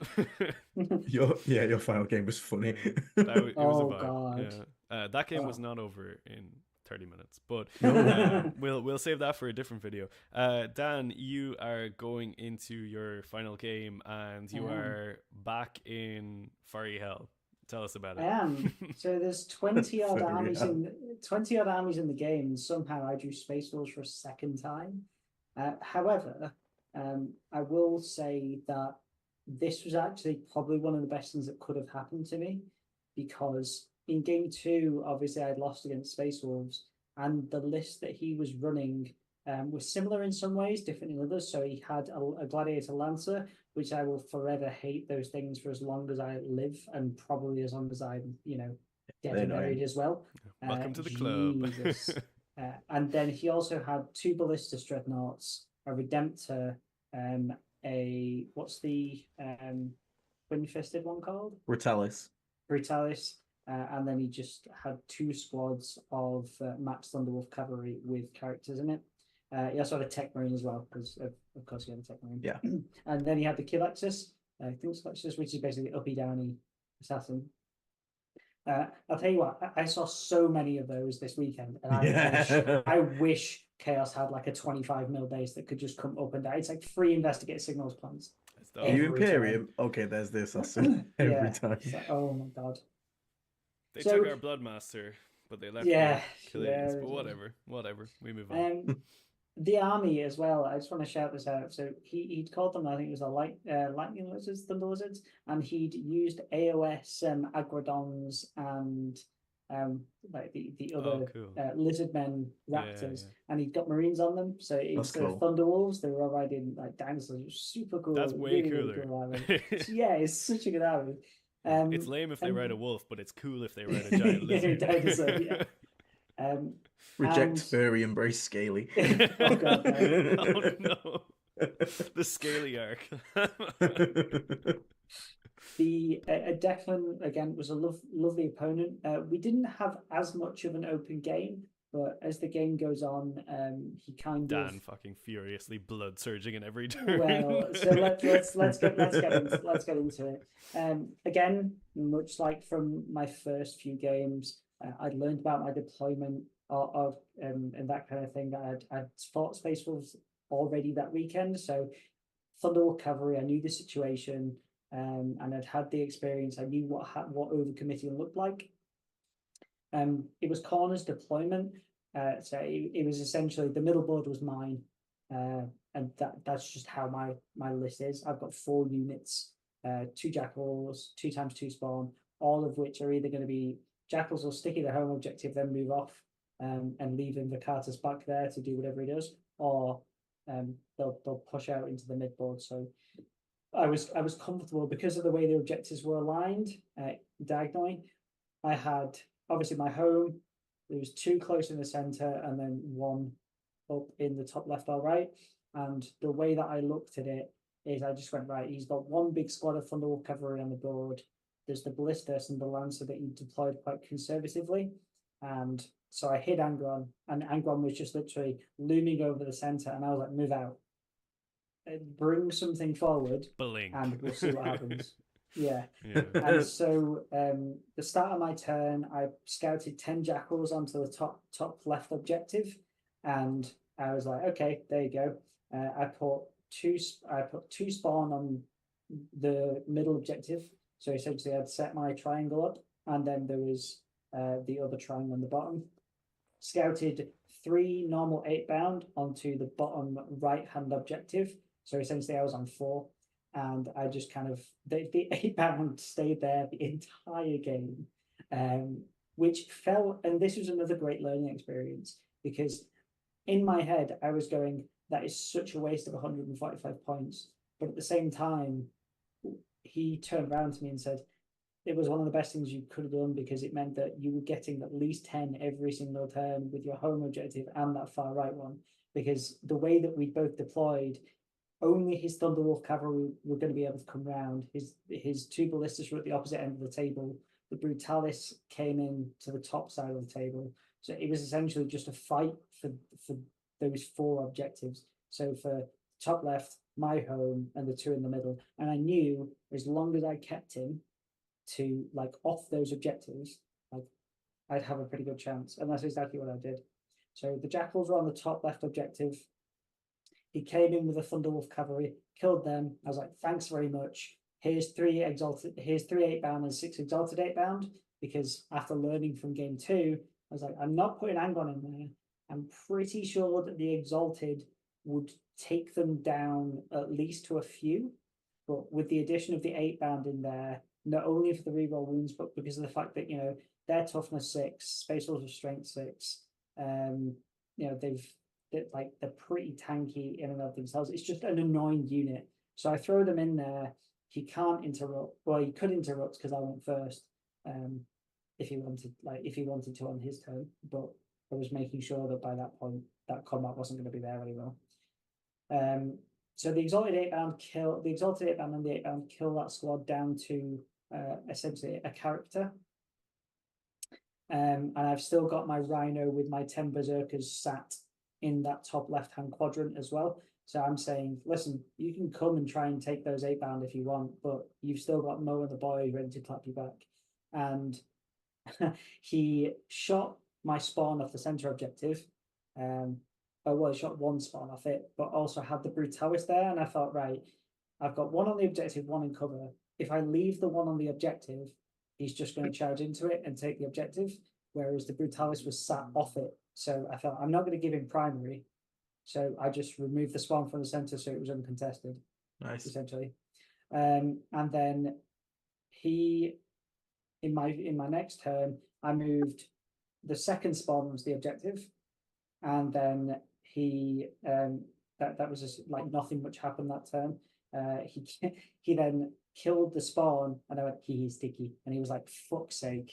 So so at that point, yeah. So at that point, I'm still on 4 objectives for primary. I was doing okay in my secondaries. I pulled some that were pretty decent that I was able to score. Into his turn 2, he strategic reserves the second squad of Thunderwolves in to essentially clear my 8-bound. The Brutalis goes into the Exalted as well. And at that point, I'm looking at the state and I'm going, I've still got my Mo Hammer. Angron's still full health. The Lancer hasn't moved out. The Ballistas had helped to clear my Exalted. So I'm thinking, right, at this point, I'm ahead on primary. My secondaries are looking good. And I then launched into the best game of 40k I've ever played, which to you two is like child's play. But for me, I turned it on. Declan, to be totally fair, at the point where Declan kind of realized the game was out of his reach, he was a gentleman and he'd kind of like pointed out a couple of things. So I didn't play a perfect game, but at that point, Angron came out, killed the melee grad, whatever it's called, Brutalis. Mo and the boys get out the Rhino, slapped the second Thunderwolf cavalry squad. Rhino moved up to score me signals. My Exalted in the other, my 8-bound in the other corner was scoring me signals, and the game just kind of ran away from him. He did, however, into his turn 3, shoot Angron with the Lancer, which I made no invulns and it evaporated him. So that, along with the ballistas, killed Angron. Angron then decided, actually, I've not had enough of this game yet, and instantly came straight back. And his face was like, I hate this fucking game. It's so fucking dirty. And then Angron went, oh, you know that dreadnought that you just charged into my Exalted 8 boys? Well, I don't want to see it anymore. And he made the 8-inch charge from Deep Strike because obviously plus one to charge. And he literally coat cammed it, and he was like, nope, I'm not having any of that. I can just imagine him killing Angron. Like, he's dead and he disappears. Like, can you hear that? You see from the space go, money. Yeah, it was literally like, you know, Slime Arbor was like, just comes straight back down. And at that point, it kind of Declan had assessed the table situation and kind of knew the game was done. Do you reckon Angron showed up at like Khorne, like he died, went to Khorne's realm, and Khorne was like, "Get your ass back out there! Yeah, okay, beat these wolves this time. You better beat these wolves." Yeah, literally. So yeah, at that point, my 8-bound was scoring me 5 a turn. I drew Assassinate, and he had his Kilexus Assassin in the corner, and it was literally a case of, right, okay, 8-bound, just go kill that 5-wound model. So they did, and I ended up scoring my first ever 99 in game. Nice. So it was a very, very convincing win. But again, you know, for anyone that's kind of considering going to tournaments and things like that, a lot of the time, if you've got good vibes with your opponent and things like that, you know, you want to talk things through, like always like play by intent, and you often have like a really good game or like a really good conversation. And that was exactly what me and Declan had. It was very much a case of, you know, us discussing things, like bouncing ideas off one another. Not in the sense that you give your game plan away, but it's really refreshing to have an opponent that will kind of aid you in the sense of like, okay, well, yeah, you could charge that. Like, for example, this is a great example. I'd ingress 3 Exalted 8-bound to go bum rush that Lancer because I wanted to see exactly none of that model anymore on the table. And he said, listen, you're already ahead. It's not going to change the game state. If you charge those Exalted in now and kill it, you could draw Bring It Down next turn. And so I was like, okay, I'll hold off. And sure enough, I drew Bring It Down the next turn. And it was like, right, there you go. So he's like, why did I fucking speak? Yeah. So I genuinely, I would implore anyone, if you're like, the main point of 40k, right, is it's not to win, it's to make sure that both people have a good time. And I would challenge anyone, if you're that kind of person, be the person that kind of don't don't help your opponent win, but help them improve their game. Like, if it's not going to cost you anything, like, then be that person. Like, have those open Yeah, conversations. It 100%. really Yeah. it really helped me, and it genuinely was like the culmination of a 5-day event. I'd lost my first game, played into Space Force's second game, third game won against Horde Nids, which taught me about like pressuring people and keeping the pressure on. Fourth game, fuck dice. That game didn't matter. And then fifth game, it was a case of, right, you know how to deploy better, you know not to overcommit, you know the dice can screw you at any time, so don't, so like keep that in mind. And it just resulted in it's such a solid win for the end of the tournament, and I'm still riding the high now. Like, Man, I was so fucking hyped for you. Like, I know I said it, but like, I was so hyped that you got the, like, 2-3 at your first event is absolutely nothing to be sniffed at. I went 2-3 at the first of mine, and I was literally just like, I'm on cloud 9, baby. Like, this is so good. So I imagine Dan getting on, kicking out the door and being like, wife! I am 2-3! honestly, like, my missus gave me the best reception, as if I'd come home and won the full thing. Like, she is such like a big purveyor of like my hobby and supported me. So she was like, you did amazing, you're such a good player. And I'm like, I know, man. I got back and Audrey was like, what do you mean you didn't win the tournament or didn't get best painted? I was just like, I know, I'm literally trash. Let me quote the direct quote I got on my competitive 40k when it was happening. When I went into my 5th round, there we go. So, a message from my girlfriend on the group Discord as I was going into my 5th round. Win or don't come home. Oh my god! Thanks, Nat. Yeah. It gets rough once there's like any sort of expectation there. It's just like I can't go any less than 2-3 now. Right? Otherwise, like, thankfully, I set the bar low. That's the problem, man. Like, only up from here. You're gonna be chasing that shit now. But I mean, it's good. It's like, not to like harp on about that either, because like, it's good to have goals, but like, I don't know, like, I don't really go into events anymore being like, oh, I want this like specific result. I'm just like, oh yeah, like, I'll probably get this, but I don't ultimately care. Like, I just want to have a good vibe. And that's my excuse for being bad. Yeah, I mean, actually, for real, just wanted to fight Custodes. I think only Dan fought them all weekend. Dan broke. Yeah. Which is dumb. But he did beat them. He did beat them. But I wanted to be the one to beat them. Same. Yeah. And I got dumbass Votan, which I hate playing against so much.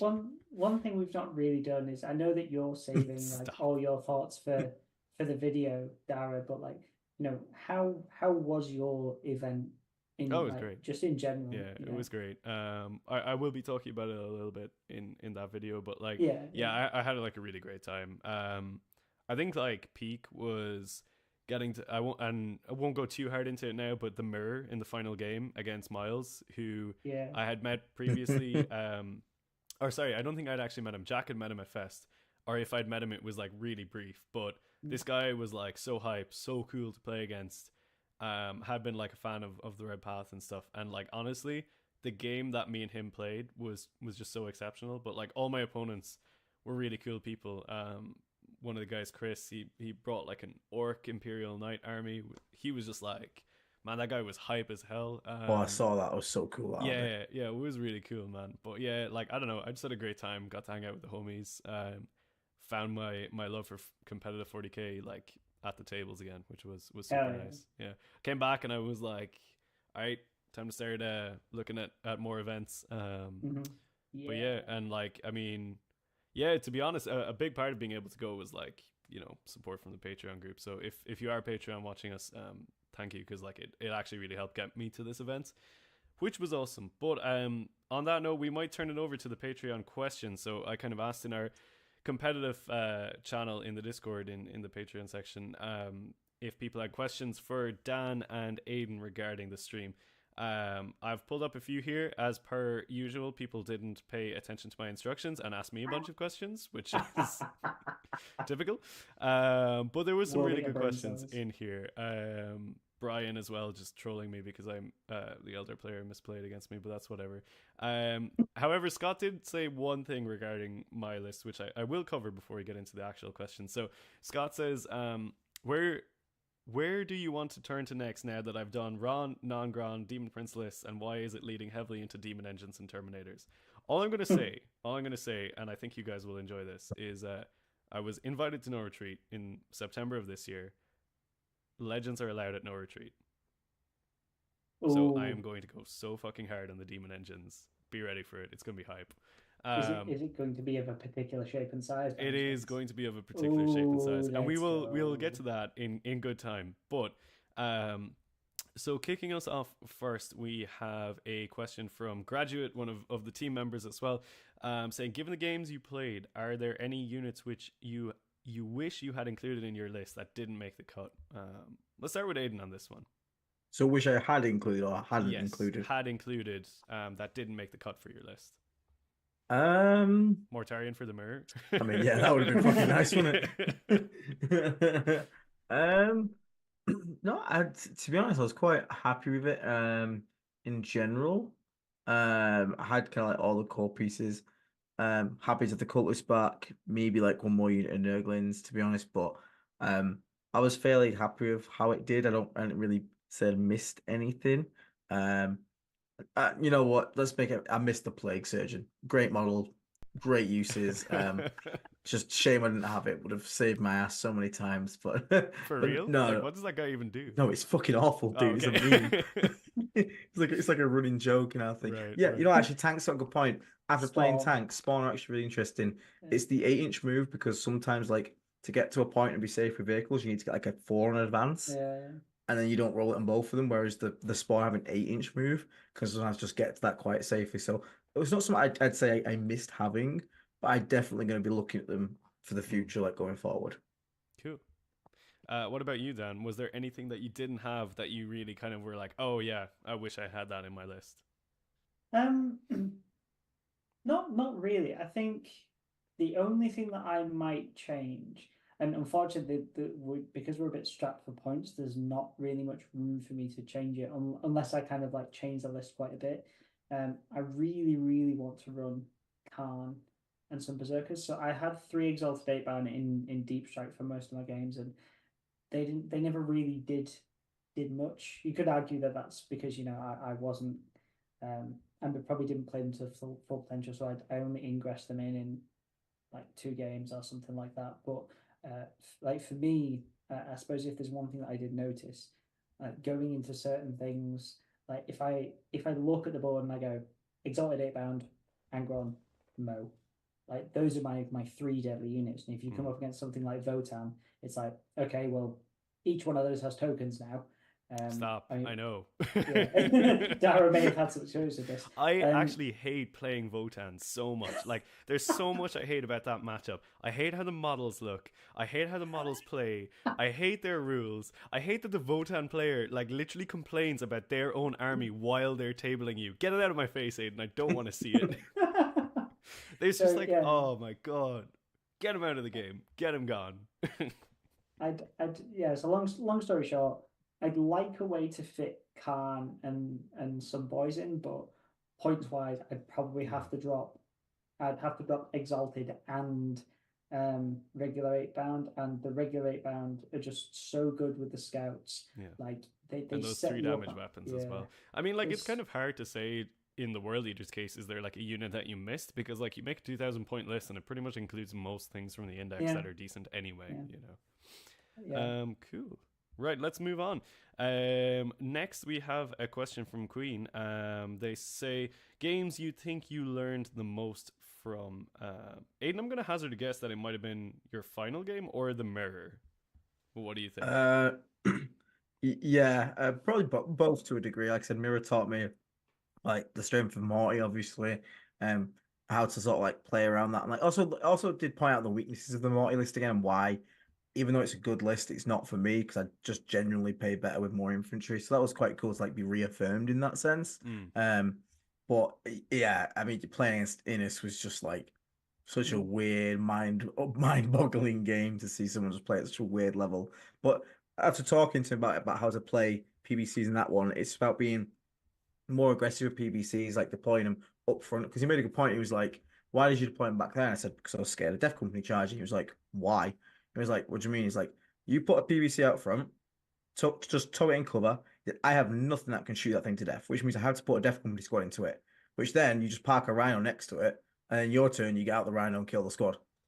You traded like 160, 180 point PBC for a 400 point Death Company unit." I was like, "Oh yeah, that's a good point." That is the indeed thing I how could have done. mathematics works. Turns out that is a bigger number than mine. I can't count. Sir, I commend your math. But yeah, so it's again, it's just being, because I'm quite a very defensive, conservative player. But there are matchups where I have to shake that off and sort of like mix it up and be more world eatery maybe. Maybe go on the line with my PBCs, use them as the initial engagement. People try and kill them because there's a good chance you bounce off them things. They are really tough I to think it's save like cover. Don is like a big proponent of that, right? He just like He rams is, yeah. PBCs up the board, which is Mm. like Yeah, me and Don are like opposite ends of the spectrum. Don's like, haha, demon engine, go brrr, and he puts Yeah. them in your face. Man, And I'm having like, played I'm Don going in to hide LVO here is and do like this. stress. He's just like driving all this shit in my face. I'm like, man, go away from me. Like, world leader's in full retreat. Threat overload. Yeah, So yeah, that's a bit much. it's learning that in certain matchups you do have to mix up like your preferred play style, and Mm. sometimes being aggressive even when you're a defensive player is necessary. So yeah, that's probably the matchup I learned the most in. Cool. What about you, Dan? Was there like any one particular matchup that you were like, okay, I actually like came away from that being like, I learned a lot from that game? I think I'm going to give quite a cheap answer and say kind of all of them in a sense that there wasn't one game where I thought that there was nothing for me to learn. And in like looking at it under the lens of like having never played an event before and not having many reps into multiple different armies, like the whole tournament was just a gigantic learning experience. If I had to highlight kind of specific things from specific games, um, the one against one against Crimson, the Crimson Fist, like the Ultramarines, where it's just about like when you watch someone play the movement game well, like that teaches you a lot about your own movement. Like when someone goes, right, okay, I know you want to put space here, so I'm going to put this 125 mil base so that you effectively like removes your movement. And it was really good to see someone that understood the movement phase, and not in a combat army either. Like they understood the movement phase not only from what I wanted to do, but from like a shooting army perspective, everything was pre-measured and things like that. So every decision I had to make was potentially a bad decision. So it was great to see Seb play like that. Yeah. And then I think the other one was probably the Space Wolf game, which was again, it taught me more about my army than it did about his. Yeah. Well, I mean, like that makes sense, right? Because if it's like your first GT, like a lot of the games the reps are literally going to be like learning about your own army, learning like, failure points, like thresholds that you can push through and stuff like that. We have one more question from James before the Patreon chat devolves into people trolling me about Bright Lances doing D6+2 damage. James asks, matchups that surprised you, if any, for good or for worse? You want to take it away, Aiden? Matchup that surprised me. Again, Innis Blood Angels just wasn't expecting a very passive Blood Angel list. Very weird, very strange, very good though. But again, the mirror. One thing you don't really tend to practice is the mirror, and then you run into the mirror and you're like, I know everything you do, but I don't know how to play against it. Man, I can echo that. It feels wild to me like it's just an entirely different type of 40k game. And the funny thing is, we both played non-Primarch versus Primarch. So you against Angron, but you don't have Angron. Non-Primarch I was just more, I'd have baby. Non-Primarch supremacy. I feel like we're both kind of the same, though. We both like that MSU, go wide infantry, have lots of options. Yeah. It's a nice little toolbox to pull into. And correct me if I'm wrong, but you're not a massive fan of running like central units, like massive centerpieces, right? No. Yeah, it's just, if I lose, I'm just like, that's it. Game's over. I'm done. Full on tilt. So yeah, I prefer like go wide. Yeah. But yeah, probably those like the ones that like sort of taught me the most. again, it's just weird to see someone take a creative spin on an army's archetype. You think Blood Angels think aggressive melee, and to see someone just be like, no, I'm just going to sit here and score. Very strange. And all being about counter attack.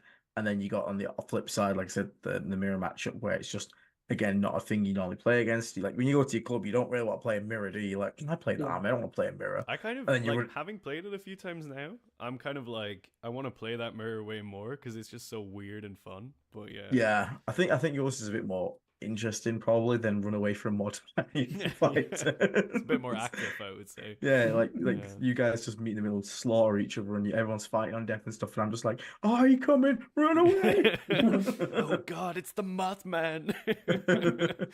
What about you, Dan? Was there any like particular army or matchup that like really kind of surprised you in terms of like that's not what I was expecting from this? Yeah, probably the Tyranids one actually, because I think historically, especially coming out of like 8th and 9th edition, it was very much a case of okay, well, I have this small T3 squad that's like strength 3, that shouldn't be able to do much, but then actually because it's got 4 rerolls and +1 to wound and XYZ, then it's actually gonna like this 75-point squad is going to pick up your 160-point squad, and that's kind of what I was expecting.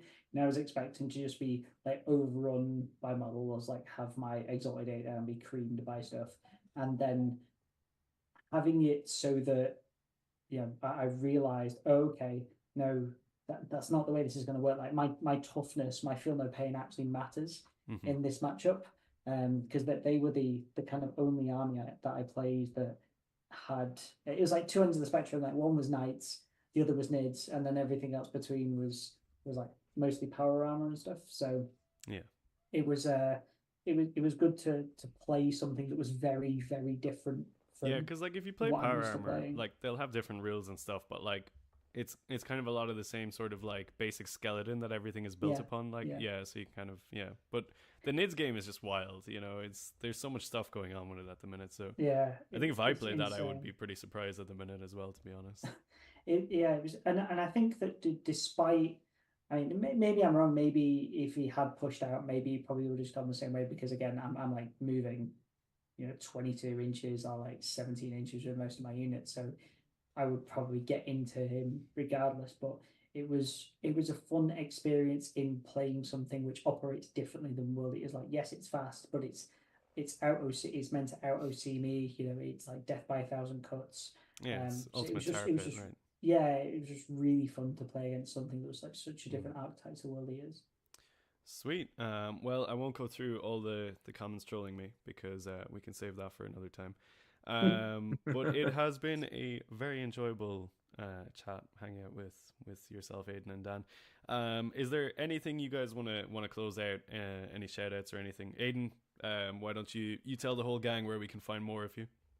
Yeah, anyone that's interested in sort of the rotten side of chaos, I run the Disgustingly Resilient podcast alongside Will and Death God Dave.